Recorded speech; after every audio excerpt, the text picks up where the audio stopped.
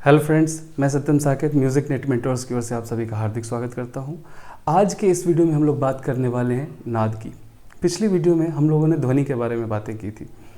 हमने देखा था कि नाद की जो सबसे छोटी इकाई है उसे हम ध्वनि कहते हैं। ध्वनि के दो प्रकार भी हमने देखा था। पहला, जिसमें कंपन नियमित और स्थिर होता है, जिसे संगीतोपयोगी ध्वनि कहते हैं। दूसरा, जिसमें कंपन जो है अनियमित और अस्थिर होता है, उसे हम लोग संगीतेतर कहते हैं। संगीतोपयोगी ध्वनि यानी जो है नाद, है ना, और संगीतेतर ध्वनि यानी शोर, कोलाहल, राव इत्यादि। तो आज उसी सांगीतिक ध्वनि, संगीतोपयोगी ध्वनि नाद की हम लोग बातें करेंगे। तो अगर नाद के डिफिनेशन के तौर पे अगर हम बात करें तो नियमित तथा स्थिर ध्वनि को नाद कहते हैं, है ना। मतलब नियमित तथा स्थिर कंपन से उत्पन्न होने वाली ध्वनि को नाद कहते हैं। ठीक है, तो आइए लिखते हैं।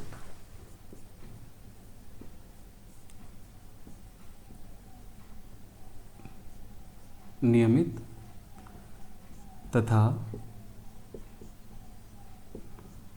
स्थिर कंपन से उत्पन्न होने वाली ध्वनि को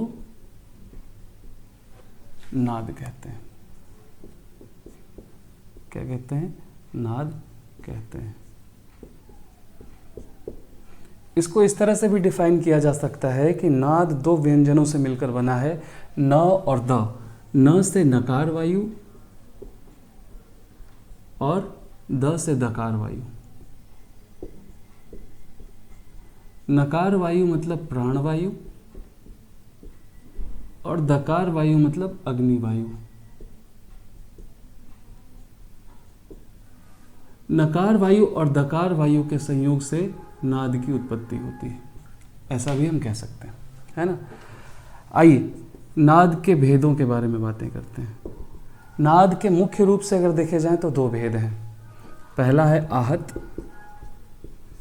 आहत नाद और दूसरा है अनाहत नाद। अनाहत नाद। आहत से संबंध आघात से है, मतलब नाद का वह प्रकार जो कि आघात, घर्षण आदि से उत्पन्न होता हो उसे आहत नाद कहेंगे। नाद का वह प्रकार जो बिना किसी आघात के स्वयंभू रूप से उत्पन्न हो जाए वो अनाहत नाद कहेंगे।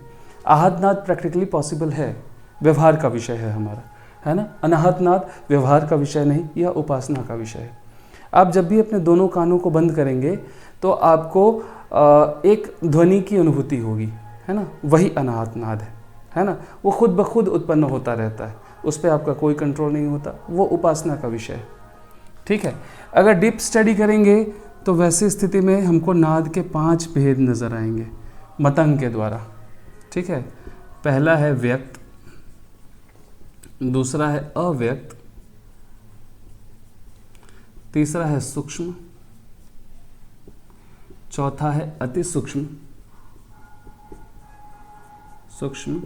और पांचवा है कृत्रिम।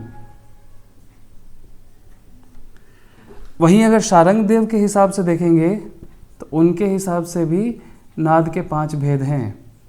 व्यक्त के स्थान पे उन्होंने कर दिया है पुष्ट, ठीक है, पुष्ट, और अव्यक्त के स्थान पे उन्होंने कर दिया है अपुष्ट। बात बाकी सेम। यानी मतंग के हिसाब से अगर देखें नाद के 5 भेद तो व्यक्त, अव्यक्त, सूक्ष्म, अति सूक्ष्म, कृत्रिम। और अगर शारंग देव के हिसाब से देखें तो पुष्ट, अपुष्ट, सूक्ष्म, अति सूक्ष्म और कृत्रिम। ठीक है, नाद के 3 गुण या धर्म होते हैं।